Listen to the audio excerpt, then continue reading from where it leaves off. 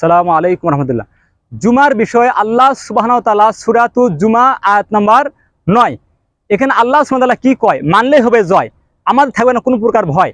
আল্লাহ সুবহানাহু ওয়া তাআলা কয় বিসমিল্লাহির রহমানির রহিম, ইয়া আইয়ুহাল্লাযীনা আমানু ইযা নুদিয়া লিস-সালাতি মিন ইয়াউমিল জুমআতি ফাসআউ ইলা যিকরিল্লাহি ওয়া যারুল বাইয়া যালিকুম খায়রুল লাকুম ইন কুনতুম তা'লামুন।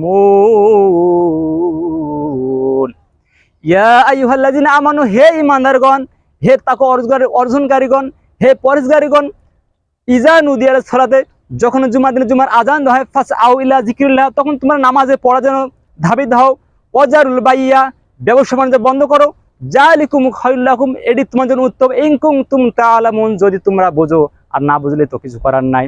আমার ভাইরা, আমরা জুমার দিনে কি করব?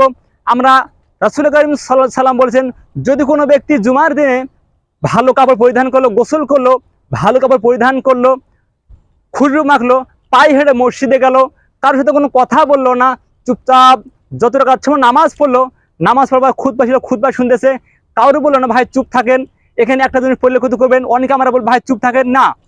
3 জন ব্যক্তি নদীর পাড়ে নামাজ পড়তে গেছে, নামাজ পড়তে যাওয়ার পরে একটা বড় একটা মাছ লাফ দিয়ে উঠছে, এক মুসল্লি পিছন দিয়ে করে বলে এত বড় মাছ।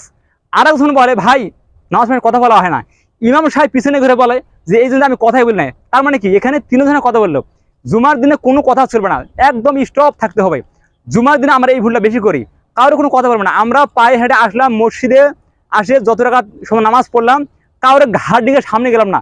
যদি কোনো ব্যক্তি ঘাট দিকে সামনে গেল, সে যেন তার জায়গাটা জাহান্নামে করে না, বলি নাউযুবিল্লাহ।